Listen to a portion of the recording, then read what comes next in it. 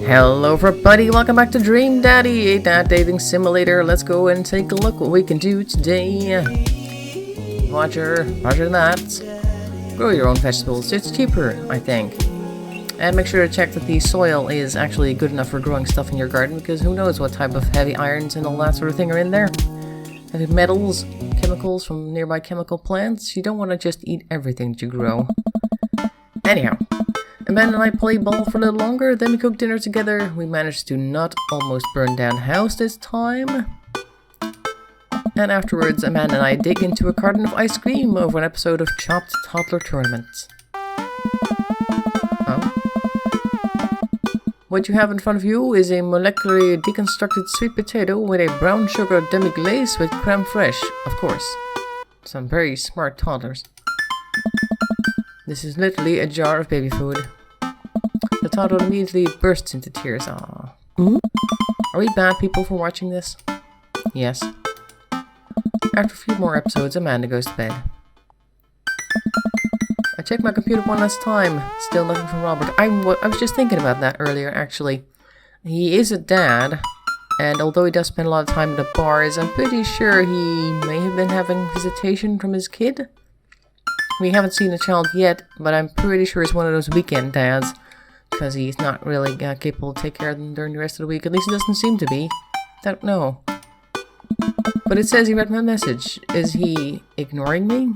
I think he's busy, Roger. I think it's okay. Eventually I climbed into bed to get some rest, but I just can't stop wondering why Robert won't message me back. Also, I also found really annoying that I can only send one message to people. And that was the end of our dad book adventure. Hopefully we'll get to do more messaging. Try to exercise regularly. No, don't try. Oh, what? What the hell? That was a date? I'm intrigued. What? We send one message and that is considered a date, and now we get a C and a bunch of dad points? Dad and daddy points. What? Potty humor. Number 1, dad, whiskey, crime, Mary, and cinema. He likes Mary? And he likes cinema. He likes cinema better than Mary. Why's Mary over here? I don't get it. What is this screen? Nobody knows. Right, never mind. We'll see. We'll message somebody else today. Always try your best at everything. Always. While I'm doing my afternoon word jumbles, not world jumbles. World jumbles, that was interesting. I hear the mail truck pull through the cul-de-sac. I wonder if we got any coupons today. A nice mail person slides a couple of letters in a large yellow envelope through the slots. It takes a couple of tries for them to get it in. Hey, my coupons. I take a closer look at the large yellow envelope. I lightly knock at Amanda's door. She probably has headphones on. Amanda? She yells through the door. What? I have something for you. I'm kinda busy right now. Can you come back later? Okay, just thought you'd want this big old yellow envelope we got from HIA. Yeah! Immediately, Amanda pushes the door open. Horn Institute for the Arts? I mean, if you're busy, I can come back. Father, please. I hand her the envelope, which she tears open with her teeth again. That's probably bad for your teeth, I'm pretty sure it is. She doesn't seem to hear me and spits out a piece of envelope. She pulls out a letter and unfolds it. And? The suspense is killing me. This is her dream school. Amanda's face is unreadable. I can't believe this. Oh, honey, it's okay if you didn't. I got in! Oh, I got in! Amanda tosses the letter aside and gives me a big hug. Congrats, sweetie. That's amazing. I'm so proud of you. She pulls away and looks at the letter again. Oh my god, I really can't believe I got in. Well, of course you got in. You're a great student. You nailed that interview, and your photography is incredible. Oh. Wait, Dad. Oh. I know this one's really expensive, and it's so far away. I think for a moment. HIA was one of the more expensive schools that Amanda applied to, but I know she's had her heart set on it for the longest time. It'll be tough, but we're gonna make it work. Really? Of course. Amanda hugs me again. Yes. Thanks, Dad. We'll just get a second job. Or a third. No problem. Okay, sweetie, we're celebrating tonight's dinner. Your choice, wherever you want. Wherever? Amanda and I walk through the bayside, tearing into our foil-wrapped burritos from a nearby food truck. You could have chosen anywhere in Maple Bay. Cost was not a determining factor. Please, Dad, you know I'm a simple gal. Just give me a burrito with a view. A burrito with a view. I can't say I'm mad. Amanda and I sit on a patch of grass and watch the ship sail lazily through the bay. Alright. And the dorms are right near a bunch of cafes, and there are all these galleries nearby, and there's a discount if you bring out your student ID. And Amanda, slow down, you're gonna choke on your burrito. I know, I'm just excited. Did I mention that students get their own studio space once they're seniors, and we get all the professional photo editing software free? It's nice to see Amanda so enthusiastic about HIA, but I wish she wouldn't do it in between bites of her burrito. I thought I taught her to chew with her mouth closed. I wonder who my roommates are gonna be. You take a survey online and they match you with someone with a similar major and interests. I bet we're going to be best friends. That's actually a pretty good system. Do people actually have that system somewhere in different schools? It sounds like a good system for roommates. Craig and I were. A good roommate can be a lifelong friend. But don't even get me started on bad roommates. Oh no. I'm just kidding, we didn't have a bad roommate. Only our other roommate was a puppy that Craig brought home one night. We spent the semester fabricating a story about our new foreign exchange student who had a really bad cough that sounded exactly like a dog's bark. Carl ruled. Hey! Oh, they let you have animals in the dorms if you get a note saying you need one? You need one? Oh, a special animal. I bet I could forge one. I think it'd be a rabbit, or maybe a snake, or maybe both. Would the snake eat a rabbit though? Probably would. Oh boy, I think I'll leave all that up to you. She's so excited. I don't want to disappoint her, but I need to be real for a second. So, you know I had that talk with Mr. Vega. Didn't tell you about the dumpster fire, did he? What? No. I don't want to put a damper on the good news, but I need you to knock it out of the park these last 3 months of school, okay? If you really want to go to Horns, we need that scholarship money. I know you can do it. Okay. I promise I'll try harder. A pat her on the back. Think you can handle a 14-hour drive to come home for the holidays? There's gonna be some treacherous and ice roads to cross. Why not fly? Is there no way to fly from over there? They don't even get me started on the paranormal occurrences. Well, it'll be worth it if we get to see you. If I even. My eyes immediately well up with tears. Oh, Dad, don't cry. Sorry, I'm just very, very proud of you. You're all grown up, and now you're such a good person, and I hope you know how important you are to me. Dad, stop. You're gonna make me cry too. It's too late, honey. It's happening. Too late. Dad, I can't get tears in my burrito. It's gonna make it taste sad. Sad? Salty, maybe. I pull Amanda and hug and kiss her on the forehead. Love you, kiddo. Love you too, Pops. Don't use metal utensils or non-stick blah. Welcome. You've got dads. You've got dads. Okay, so why don't we try somebody who's more likely to respond? I think I want to try him for a second. Not that I'll end up with him or anything like that, but we're so try Robert a second time. That was an interesting date. We went on a very interesting date. Nothing happened. Let's go and see about... I kind of want to go after him, but I want to see him first. Let's send him a message. Drink plenty of water. That's right. Damien seems really interesting. A little odd, but interesting. I think I should hang out with him to get to know him a little better. That sounds like a good idea. I navigate to Damien's dad book page and type out a message. Hey dude, you seem cool. We should hang out sometime. Why would you say hey dude to somebody who obviously doesn't talk like that? I sit there for a minute before I see that Damien's typing. Oh, we actually get a response today.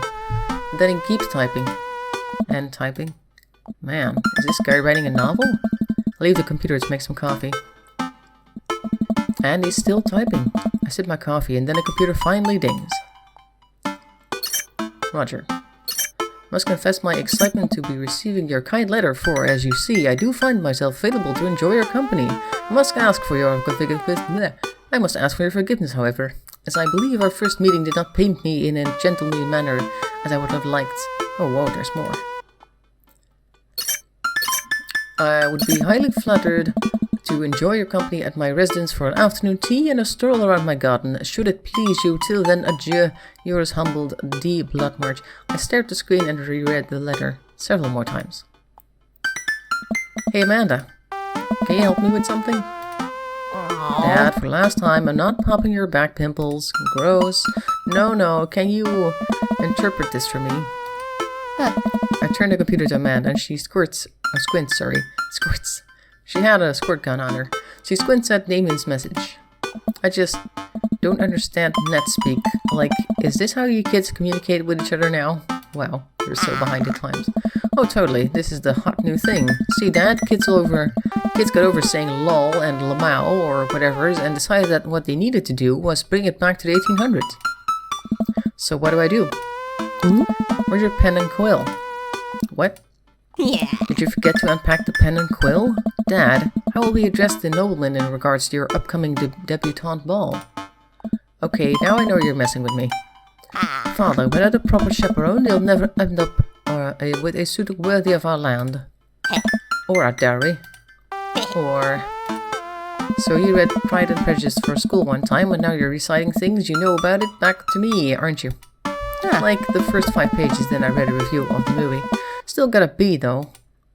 Great, so what do I say to Damien? I got this. Man reaches over to me, or over actually, and types on the keyboard. Sure thing, dude. A man hits send and smiles at me. Well, I suppose that's that. I guess he's used to people just not talking the way he look at this place.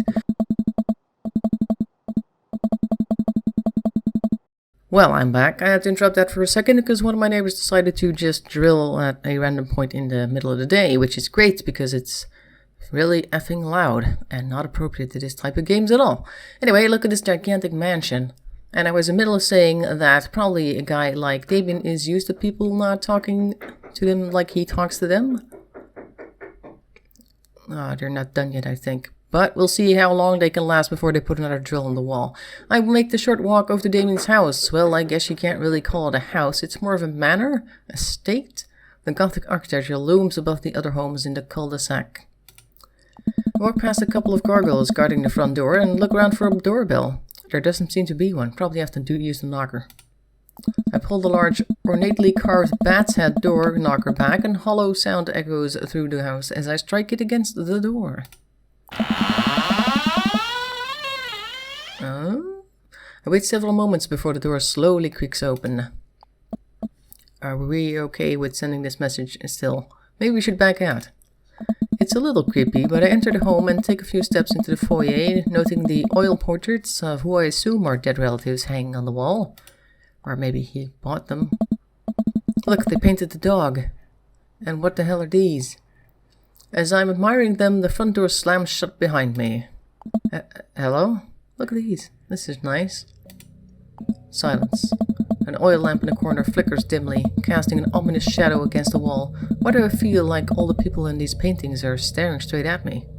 Why is it so cold in here? Where's Damien? What are these things? Is this a saber-toothed tiger? No, the teeth are too small. This is our pet Fluffy. That's what the card says.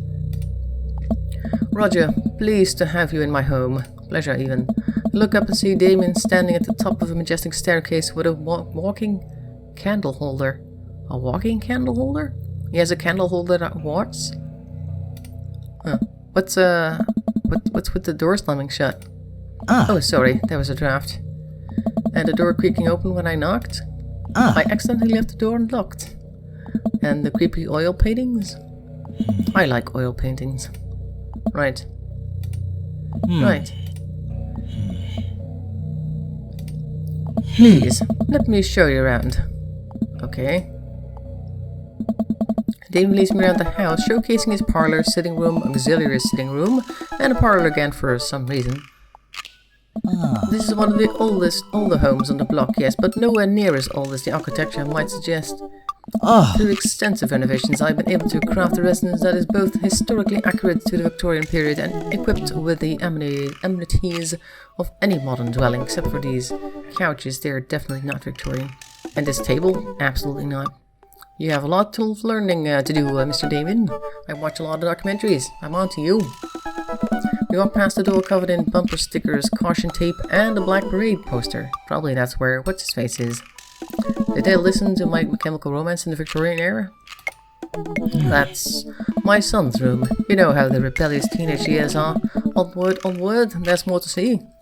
We reach a door at the end of the hall that Damien opens with a flourish. Ta-da! And this is the library. Sunlight streams in the... What is it? Quite a large collection. Sunlight streams in from the floor-to-ceiling arched windows. The walls are lined with backed bookshelves, and even more books are scattered over the period-appropriate furniture. Damien is clearly really proud of this room. So proud that he didn't even bother to clean up these books over here. Look at the window, look at the butterflies, pick up a book. That's enough for the tour. Let's look at the butterflies. I walk up to the glass display of pinned bugs on the wall. It's pretty impressive. Nice bugs. I pinned them all myself. Maybe I could show you how sometime. I'm concerned I would stick the pin right through my finger. The pinner's gambit. Is that a thing? No. Let's pick up a book then. You know, Roger, in the Victorian era there was some controversy surrounding reading. Many people thought the more tawdry novels, this is where I kept tripping up, would encourage youths into a life of crime and would cause too much of a distraction from work and school. I pulled out a book at random and examined the worn cover. Opening it, I turned to a random page and read aloud. Naruto struggled against the chains that Sasuke had bound him with. Shirtless and out of breath, he looked up at Sasuke. Sasuke smirked, unbuttoning his ninja pants. Oh dear. What? Okay, I think that's enough. Damien snaps the book shut and puts it on the shelf.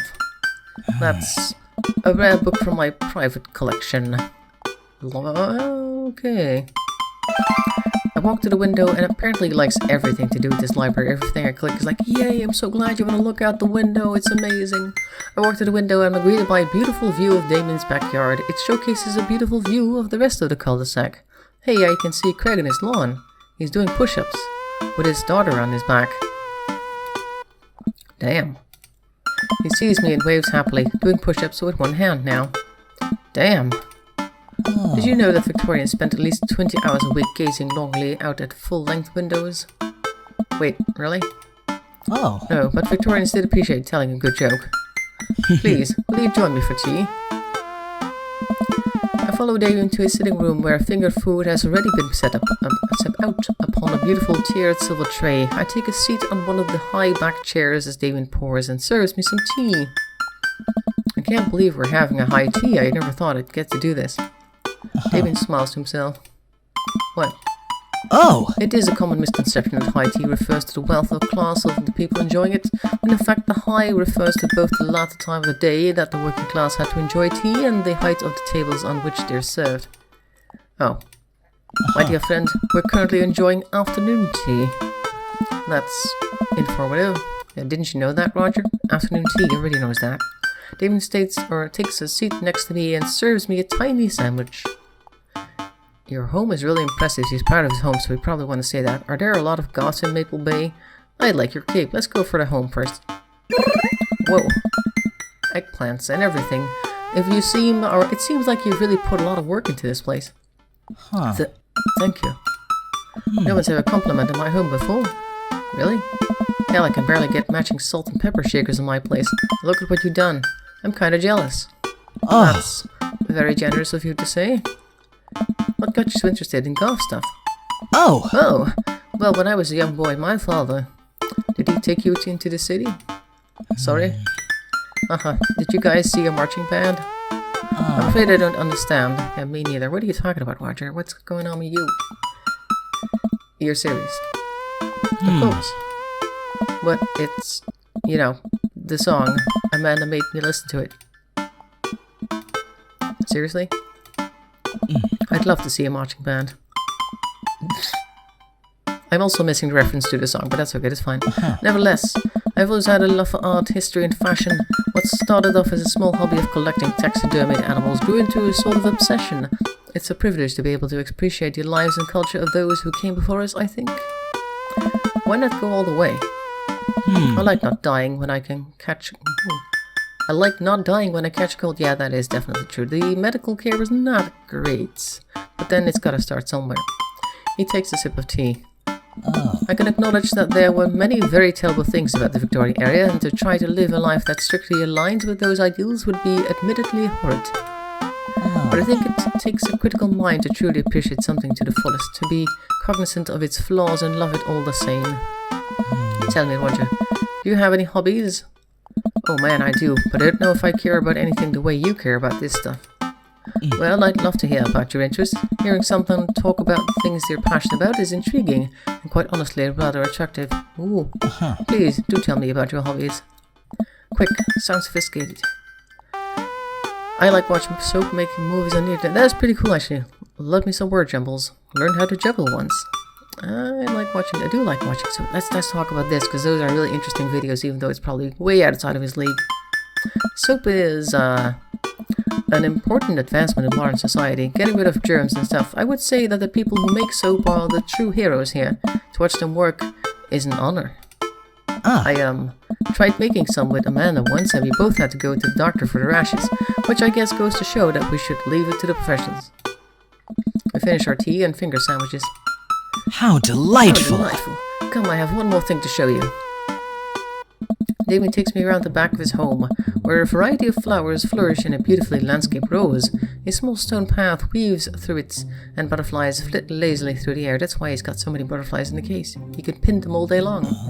My garden. It's beautiful. Thank you. Victorians took flowers and floral arrangements very seriously. You see, it was considered uncouth to discuss personal and romantic relationships in public, so lovers and friends alike would use bouquets to send secret messages to each other. Each flower and plant is symbolic of different feelings. Even more interesting is that one flower could mean different things depending on the other plants it was paired with. One had to be extremely careful, and even the style in which the ribbon was tied around the bouquet affected the message. In other words, way too much effort for just saying something simple. Damien leans down and plucks a gorgeous bright orange flower off a vine. Lilium bulbiferum, the orange lily. What do you think this one means? Thou art the tightest. 3 cheers for sweet revenge. That's pretty cool. This one. Oh, apparently he likes it. Was that right? I picked the right one. The orange lily is actually symbolic of pure hatred. Oh. Well. And that's precisely why floral arrangements is so challenging. What's your favorite type of flower? Sunflowers are really nice, but they're not here, are they? Snapdragons? I don't know. What do snapdragons look like again? Pretty sure I'd like them. Because they're cute. And you can do that thing where you squeeze them so it looks like they're talking. Such simple pleasures. What a lovely choice. I'll have to remember that when I put together a bouquet for you. Oh dear, we need a book to make sure we get the entire message right then. He would put together a bouquet for me? Nobody's ever given me a bouquet before. I follow Damien once down the footpath and admire more of his beautiful flowers. Suddenly a phone rings. Oh, modern technology. Oh, Roger, would you excuse me? I must take this. What is that too? He pulls a cell phone out of his pockets. I'm a little surprised it's not a rotary phone. Well, they don't fit in your pockets very well. Go for it. Damien smiles and walks back to the house. I take a deep breath and enjoy the heavily perfumed air. What a lovely yard. It makes me wish I had put a little more effort into that garden man than I tried to start at one time. Watermelons grew to the size of cherry tomatoes and then immediately died. Oh hey, a gargoyle. Oh no, I knocked over the gargoyle. No, don't you dare. You broke the gargoyle, you bastard. That guard. Oh god. What's this? Oh, this goes down. Yeah, like that. No? Okay, we need this one. Yes. This goes over there. No? This one?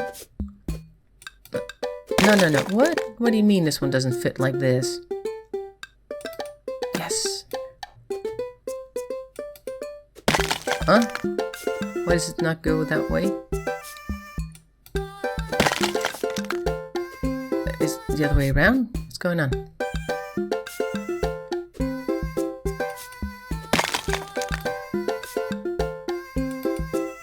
Come on, you're serious? Oh no. Come on. Why doesn't it fit? Which way is it supposed to look? This way? No? This way. Okay, I'm sorry. Out of That time. head doesn't fit any way you want to put it on. Which way does it look? Wouldn't it look straight ahead? Crap, I can't figure this out. Oh, here comes Damien. He looks upset. Hope it's not about the Garg. Ah! My sincerest apologies. I've kept you waiting. There's an urgent matter that I must attend to, so... Ah! Did you break my gargoyle? All I did was lean on it. What? I just had it installed last week. No matter. I suppose it will give me a chance to work on my masonry skills. Now, if you'll excuse me, I'm afraid I must take my leave. That's no problem, dude. Everything alright? Damien worries the hem of his coat with his fingers and looks away. Everything is perfectly fine, but it's Lucien. What's wrong? He appears to have, well, his teacher needs me to come to the school post haste. You need help? Oh no, you don't have to. Let me come with you. Us dads gotta stick together. Yeah, right. This is one of Lucian's more elaborate stunts. I would greatly treasure having another parent by my side. Let's go. Damien and I walk into the school and are immediately greeted by an anxious-looking Hugo. Hey, Damien, you're here in record time. I wouldn't miss it for the world, dear friend. Wow, whatever it is, it doesn't seem like this is Hugo and Damien's first time to the My Kids Are in Trouble rodeo. What is it this time? Oh. This, Damien, you have to see to believe. Damien and I fall into step behind Hugo, who leads us through the busy corridors of the school. We pass by several classes in session, and I vaguely wonder if a man is around. Hugo eventually ushers us into a small boiler room with a flight of rickety stairs leading down into darkness. Watch your step. I'm gonna call it. It's gonna be 666 tattooed, or at least painted all over the room. Wanna bet? I hear faint voices drifting up from the basement, and they don't sound happy. As I'm led into the depths of the school, I recall the antics I got into as an angsty middle schooler. At least I had enough sense to stay out of creepy basements. Why did he break the boiler? Hello, oh, it's this guy as well. We found another teacher in the boiler room, tucked away in the back of the basement. With him are Lucien and Ernest, Hugo's son. Lucien has a bloody nose. Thanks for coming. I can't pick heads or tails of this. I look around the scene of the crime and see a bunch of bricks and some masonry tools scattered around. What happened here? Ernest punched me. Lucien tried to kill me. The room falls silent. I was not trying to kill you, dumbass. I was just trying to build a brick wall around you and see what would happen. Oh, I see. You promised me there was a wine down there. You tricked me. Whoa. Wait a second, Lucien. Did you try to cask off Amontillado, Ernest? Amontillado? I'm neither confirming nor denying that. I'm turning to Damien. I turn to Damien and whisper to him. What's cask of Amontillado? It's a classic Edgar Allan Poe short story where a man gets his enemy drunk, lures him down into his cellar and won the promise of wine and fine vintage, and then buries him alive behind a brick wall. I think I've read that one before. It's a lovely story. So wait, Lucien, you tried to do that to him? I was curious to see how it would turn out. I wasn't actually going to leave him there. What was the thought process here? That Ernest was just going to sit still while you slowly built a tomb around him? Well, it worked for like 20 minutes because he's an idiot, but then he realized that I had lied about the wine. And you were cackling maniacally. That sort of tipped me off. Ernest, 20 minutes. Dad. Sweet Manchego. Manchego. It took you 20 minutes? Son, we just did an entire week unit on the Cask of Amontillado, and it took you 20 minutes to realize Lucien was leading you into an elaborate ruse? Did you even read the story? I read the first 5 pages and then I read a review of the movie. That sounds familiar. It's only 5 pages long and there is no movie. Haha, yeah, you're right. I paid Lucien to read it for me. Actually, he didn't even pay me.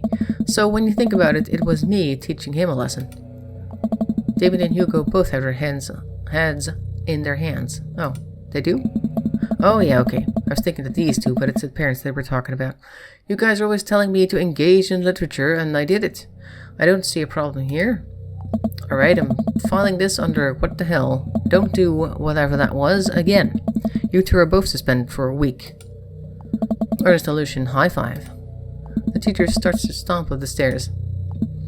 Hugo, I'll cover your class. Take your son home, Mr. Bloodmarch, you too. Thank you for your meditation. Or mediation, not meditation. You'll head up to... He's just meditated down here.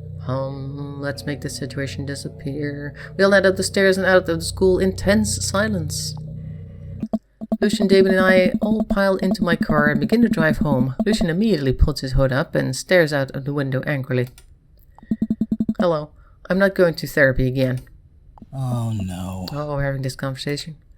I know, son. It's entirely up to you whether or not you want to go. But I care about you and I can see that you're struggling, so if you do decide that you would like to speak to a professional about your feelings, we can do that too. Maybe you can spend the next week looking for a summer job, I know how much you want your own car. I can't believe Damien's keeping his cool. I'm impressed. Fine. Thanks for not freaking out too hard. I love you, son. Lucian continues staring out of the window. I love you too. We spend the rest of the drive in relative silence, except for a blaring car stereo. The moment we pull into the driveway, Lucian hops out of the car, slams the door, and runs inside. I didn't expect to have that conversation in front of you. He and I have a lot we need to work out. It's alright, and all the things considered, Lucian's bricklaying was pretty good, so there's a silver lining. Oh. There is that, yes. He's probably just going through a phase. I really admire how you handled that. Does that kind of thing happen a lot? He's probably just going through a phase. I think we all had our rebellious phases. He's going to grow out of it. I cannot blame him for it. My son has gone through so much in his life. His behavior, while unfortunate, is completely understandable. I know he just wants love and attention. So that's what I shall give him. That's really sweet. See you around soon? It would be my honor and my pleasure. Damien bows with a flourish. Classy. Ah. And then we're back home, and I'm gonna call it here because, maybe we'll get let's wait a second if we can find the date score. I didn't manage to fix the gargoyle, so maybe there's some, deduction score there. Maybe I got a B. I come and find Amanda curled up on the couch with a blanket watching TV. I plop down next to her. Yo. What you watching? Tiny House Hunting Brothers, Extreme Edition. Ugh, I hate this show. The couple on screen bickers back and forth while standing in an extremely small house made out of recycled bottles. The Tiny House Hunting Brothers watched them with bemused expressions, both of their heads touching the low ceiling. I told you I wanted a 2-bed, 2-bath, shabby, chic cottage. This house doesn't even have a bathroom. But honey, the outhouse is only 20 yards away. It's not that bad. I am not pooping outside, Greg. Why don't they just get a regular-sized house? I don't know. How'd your afternoon tea go? It got strange. We had to go to school to pick up Lucian, since he tried to, he lured Ernest down to the cellar with the promise of fine vintage and then tried to brick him into the wall, right? How did you know that? Has everyone read the story except for me? Lucian live-streamed the entire thing. This entire day is beyond me. But otherwise, it was a fun day. That Damien guy is a character and he's really good company, and a surprisingly diplomatic dad. I dig his style. You know what? Me too. Me too. Eat a lot of broccoli. Yeah, the day complete scene. Let's see. Fang. Whoa. Numbers much. Hey! That was just bricky. Bricky as in the Victorian term for good. Okay, well, thanks for the explanation. I hadn't exactly heard that one before, but if you say so. But very nice. That concludes our adventure for today. Next time we'll start talking to our Christian friend, whose name is Joseph, and all his other kids are named with a C, something along the lines of Chris, which is going to be interesting as well. We could probably just, I want to see next time we end up on the screen whether we have hearts with him and the other guy now. Or maybe we should go for Roger instead. I don't know how many days we have.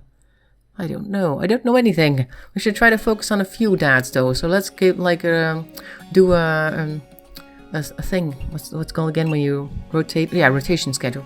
So it's gonna be this one. It's gonna be Robert, I think, and Joseph, and the others we're just gonna have to leave because there's too many people and too little time. So I'm gonna go between these three and see who we like best and what type of adventure to get into and all the trouble and all that sort of thing. Also, I noticed that one of the things is Edwardian. Since he's supposed to be Victorian, that is an odd thing. Alright, anyway, so we had a reasonably successful date, although A is probably more than reasonable. It was a very successful date. Next time we'll date Joseph, see how that goes. I will see you then. Thanks for watching. If you want to like and subscribe or share this video, that would be very helpful. And if not, that's fine as well. No hard feelings. I'll see you next time, and bye-bye for now.